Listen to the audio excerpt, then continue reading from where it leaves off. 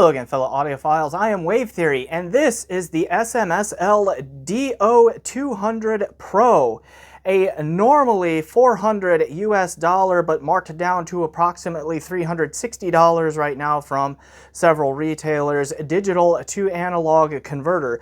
This was sent to me directly from Aoshida Audio. Thanks to Aoshida for doing that. They have asked nothing in return other than a fair and honest evaluation and an affiliate link to their store in the description below, which you will get. I will also include an affiliate link to where you can buy from the Aoshida store through Amazon in the link below. I only use affiliate link money to put directly back into the channel, and so I will be as thorough and as honest and unbiased in my review of this as I can be within a subjective field. And this DAC really surprised me, okay, in a pleasant way. And I like it a lot. There's very little to complain about in the combination of price, performance, and features that you get in this unit. So I'm looking forward to being able to talk to you about it. So stick around after shameless self-promotion to hear why I say such things. Hello. I'm one of the reasons that Wave Theory can't spend all of his money on audio gear. He wants you to know that your support is vital for keeping the channel running. So if you enjoy Wave Theory's bussin' review riz and no cap review style and want to encourage him to stay in the basement so I don't have to listen to his dad jokes as much, like the video and subscribe to the channel. You can also send him a donation on PayPal or sign up for the Patreon. Links are in the description. Now on to the review. So this unit has more chips than a bag of Doritos in it. There are 12, that is right, 12 Cirrus Logic 43131 DAC chips in this thing. So whoever the designer was must have been watching a Pringles commercial when they came up with this idea, because they clearly could not stop at just one chip. And that does something to the sound, because my basic takeaways on this thing here is that I really like the feature set for the price. The ergonomics and all of that, also good for the price, but this has an uncommonly refined sound for a DAC at its price point. It is my favorite of the SMSLs that I have reviewed, maybe ever. Okay, and it just, because it just has a really well-detailed, well-controlled, very refined, very smooth kind of sound to it. And I don't know if it's just because it uses Cirrus Logic chips or if it's because it uses 12 of those. I don't know, but that was the result. So let's dive in and unpack what's going on here within this really excellent unit. So, other key features of the DO200 Pro, beyond the fact that it has a dozen of those Cirrus Logic DAC chips in it, it has an XMOS XU16 USB controller in it. It can decode PCM files up to 32-bit 768 kilohertz sampling rates, DSD files up to DSD 256. It has Bluetooth 5.1 on it, supporting the LDAC protocol if you want that. Its USB input is also backwards compatible to, I believe it's version 1.1, so that you can use it with a lot of gaming consoles and handheld gaming units. And it also supports MQA, although that is becoming less of an issue, I think, in most places of the world, but I think it is still popular in China and Japan and places like that. So for any users in that area, that could still be an attractive feature. It also comes with what's pretty standard for SMSL anymore, their RC8C remote control, which isn't anything fancy, but it is useful and effective and a nice inclusion. All right. There's also a switchable maximum output here on this thing between 5 volts and 4 volts. That's on the bottom, as well as an included feature on that as well. Okay, so those are a lot of the specs and all of that. Let's talk about the build. The chassis is identical to the DO100 Pro, which I have right here. Okay, if you could not see the written DO100 Pro and DO200 Pro up in the upper corners there, could you tell the difference between these looking at the front, the sides, or even the backs, like, no, you couldn't. They are the same chassis as best I can tell, and all of that. The only real aesthetic difference between them, once you power them on, is that the display screen on the DO200 Pro is more fully fleshed out, where it's just a basic big LED, you know, kind of like digital watch style text.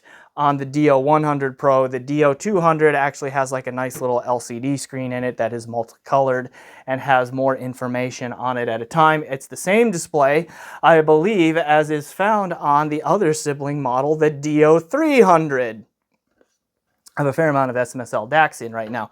So you're going to get a sonic comparison in this review as well between the DO200 Pro, those two sibling units that I just showed you, and then I'll also throw in a comparison with Schiit Bifrost 2, the /64 version here as well, near the end of the video. Okay, so then the front panel, we'll just do a unit tour real quick. Front panel, we have a master power button here, which is also like press and hold for power on off. Okay, press to get into the menu, then you can use this to navigate the menu, and then you press to make a selection there. Okay, also this is a volume control when you're not in the menu, because this has variable output level, so it can also serve as a preamp. On the back, we see the power input. We have a USB-C connector for the USB audio input. Here's the antenna for the Bluetooth. We have two flavors of SPDIF digital input in Toast-Link fiber optic in, and then RCA coaxial in. And then we have an HDMI port which supports the HDMI ARC, or audio return channel protocol, so that you can plug this into a television that has an HDMI ARC connector on it and get sound directly from that television into here, which is handy in this day and age of smart TVs where you have built-in Chromecast and Roku apps and that sort of thing on televisions anymore. So it's got good integration if you want to use this use headphones or your two-channel system or whatever the case may be to do audio for movies, TV shows, or gaming consoles, or things of that nature, depending on how you have it set up. And then it's a balanced DAC, so we have the balanced XLR outputs, and then, as SML commonly does, it puts the single-ended RCA output in between the two balanced connectors there on the back panel. Okay.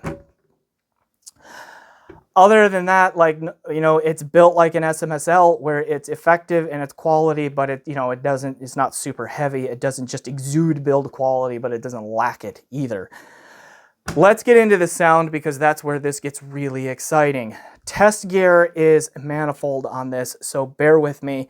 I did try this integrating it into my home theater setup using the HDMI ARC and optical, where I connected it to my old 2012 era, I forget the model number, but it's a Panasonic plasma TV that has an HDMI ARC output on it, connected it to that, where the DO200 then fed a Lake People G111 Mark II headphone amp, which was driving HiFiMan HE1000 Stealth Magnet Edition headphones. That's the V3 or the V2 Stealth Magnet Edition, the one that's $1,400, right? That's that model there. Okay, that's the one that I use for movies and all of that. And honestly, I'll just throw in right here that I was watching a movie on Netflix, I believe, sourced from my Roku streaming box.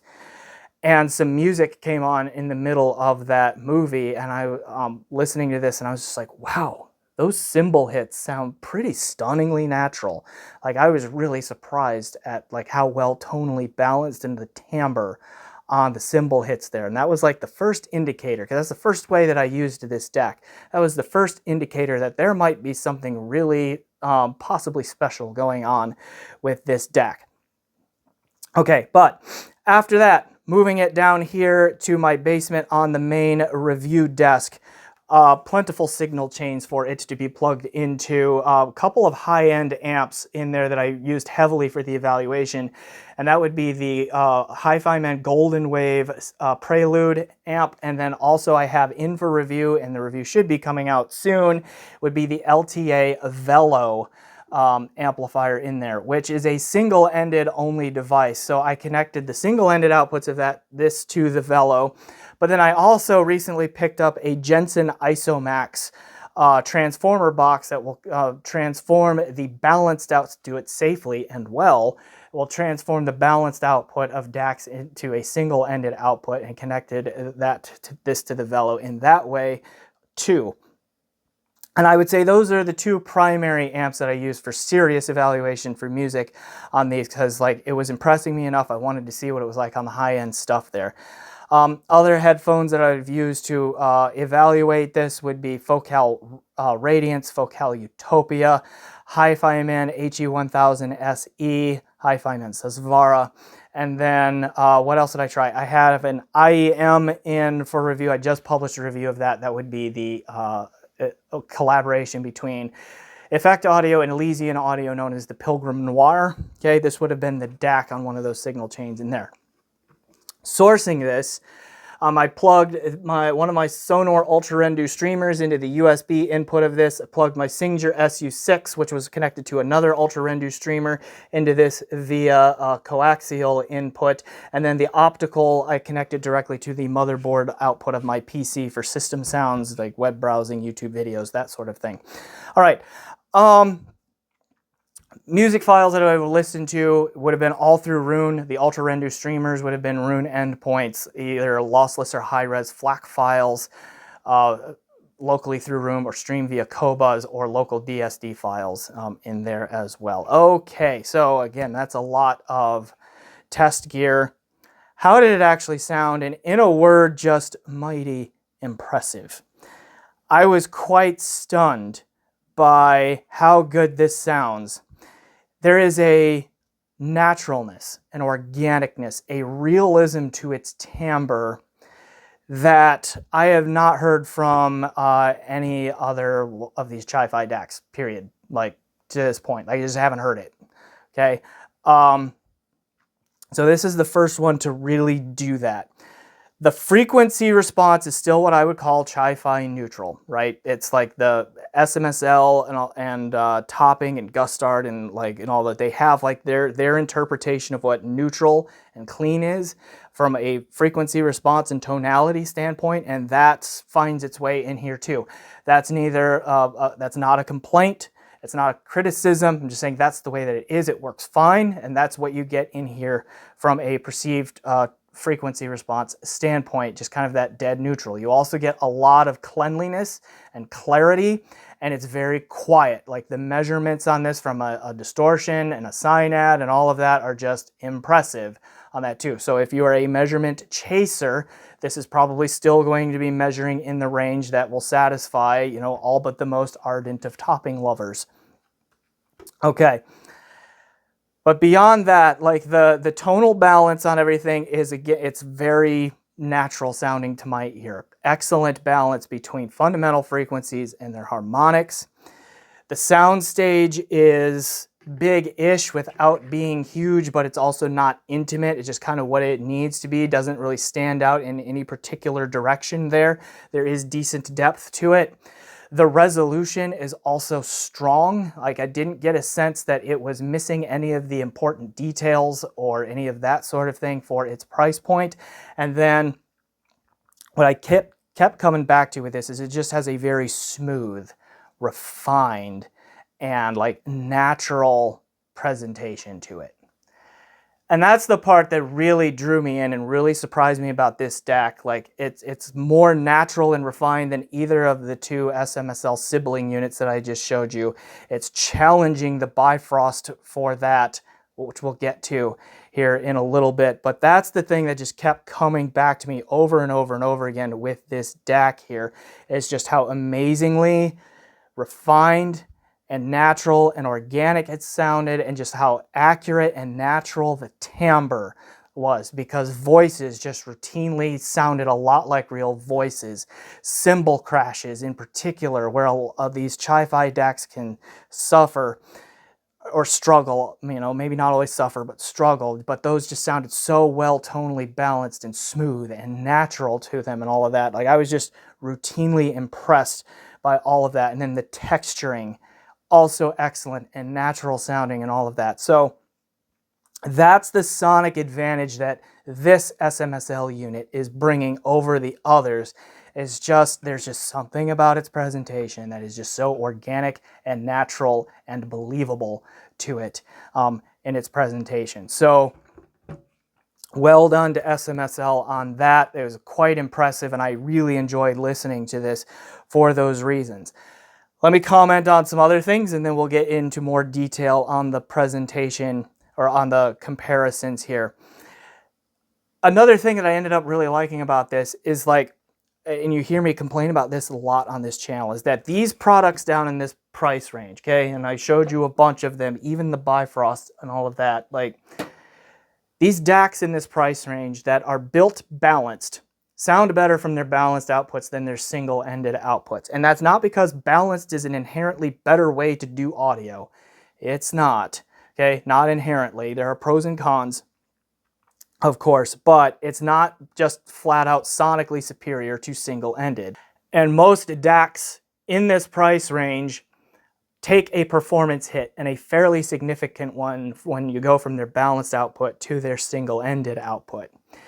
That is still true of this DAC here. That DO200 Pro does not sound as good from its single-ended output as it does from its balanced output. The soundstage narrows just a little bit. You lose some of the clarity and the separation in the high end of the frequency spectrum and that sort of, and you lose just a little bit of resolution and just a little bit of the dynamic impact to the sound. But the gap between the single-ended performance on this unit and its own balanced performance is smaller than just about any other DAC that I have heard, possibly even the Bifrost 2, which, similarly to what I just described, the difference between the balanced and single-ended outputs on this one is present, but it is small for the price range. This is the only other DAC that I've heard anywhere near this price that challenges the Bifrost 2 in terms of the smallness of the gap in performance between balanced and single-ended. Okay, so that is important to note about this one as well. Let's get into those comparisons. Let's talk about where the DO200 Pro fits in with its two sibling units, the DO100 Pro and then the DO300. So the display is one difference between the 100 and the 200. The 100, when I initially started taking notes on it, I'm like, is the 100 actually smoother? I'm like, that can't be, because the 200 was just so smooth. And I compared this to things like Schiit's Modius E, and I thought the Modius E was a little bit more smooth and refined. And what I realized is that the DO100 had significantly less resolving power than the DO200 did, and it was those lack of details that made the 100 sound a little bit smoother at first, and as I listened more, I realized that it just sounded more smoothed over, right? Which is not a desirable trait. So one of the things that the DO200 Pro does over the 100 Pro is it gives you a lot more resolution, which also translates to, like, there's also a lot more holography and three-dimensionality to the spatial presentation. And then the DO100 Pro with its ESS chips and all that does get a little bit harsh and glaring in comparison at times, not on a universal scale, so to speak, but in comparison, the DO200 Pro, again, is just much smoother and more natural and organic in its sound. It has much more realistic timbre. And as a result of all of those things, even though it is more resolving, it still, like, strikes a good balance, the DO200 does, of between pushing the details forward but also being relaxed. It doesn't push the details forward, and I shouldn't have said that, but being appropriately detailed but being relaxed in how it does it so it's not fatiguing. The DO200 Pro is listenable to for a lot longer for me without fatigue than the DO100 Pro is. Okay. The DO300, the I/O configuration on it is just a little bit different. This one adds an AES input, and also the HDMI connector on it is an I2S instead of an HDMI ARC, and then the USB input is a full-size USB-A instead of a USB-C. The chassis is just a little bit bigger and heavier. On the DO300, the front panel displays are the same.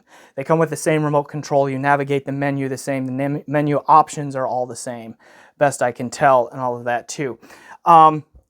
These two are essentially dead even when it comes to resolution. I really could not hear much of a discernible difference in their detail retrieval or their spatial holography or that sort of thing. So to me, sonically right away, the DO200 Pro is challenging its more expensive sibling. And I like the DO300. I gave it a positive review. I think it's a good unit, so I don't want to take away from it there. But that should help you understand a little bit more why I like the DO200 Pro so much. All that, so like a key difference I was hearing is like, again, like the DO300, it was more aggressive in its presentation. It was just a little bit more glary in the upper mids, lower treble, had a little bit more bite to it. And so it just didn't sound quite as natural or as smooth or as refined. So it also got a little bit more fatiguing for me more quickly than the DO200 Pro did. So I personally am going to recommend the DO200 Pro over the DO300. All right. The Bifrost 2, the /6.4 edition, for my money and in my opinion, has been one of the best sub $1,000 DACs available on the market ever since it was released. The only DAC that I could say maybe might be higher performing under $1,000 would be the Black Ice Audio Glass FX, which is $900. This one is about $800. Okay, but that gives you an idea that I think very highly of this unit. In comparison with the DO200 Pro, some really interesting things came out. The Bifrost 2 /6.4 I think is the superior DAC. Okay, it's a little bit superior yet over the DO200 Pro. It is just a little bit more resolving. It is just a little bit more holographic. It separates out the sonic images a little bit better, and it does a little bit better job of instrument and vocal separation. So everything gets its own sense of space a little bit more and a little bit more believably in the sound field than the DO200 does. But it's not discretized. Like, it doesn't sound discrete where there are gaps and everything is still like coherent and blended together well, but it's just a little bit more believable in those traits. The center image is also a little bit more pronounced on the Bifrost 2. It sounds a little bit narrower than it does on the DO200 Pro, and it just stands out just a little bit more. Not pushed forward, but just a little bit more natural, or not necessarily natural, but just a little bit more emphasized. They're right in the center, okay, of that sort of the sound field as well. I think the Bifrost 2 also has slightly more control through the mid bass, so it sounds just a hair less boomy and bloated. It's just a little bit more dynamically impactful, especially in the sub bass than the DO200 Pro is.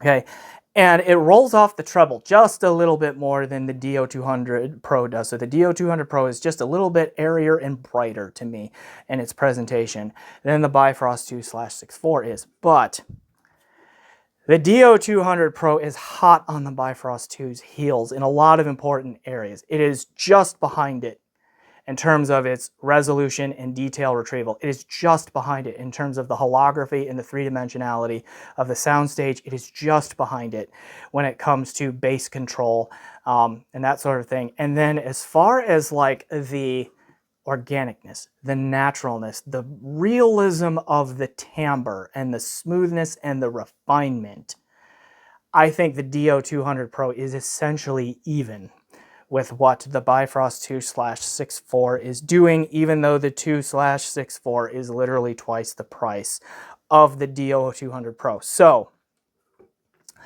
I think the Bifrost 2 /6.4 at $800 is the better DAC than the DO200 Pro in terms of just raw sonic performance.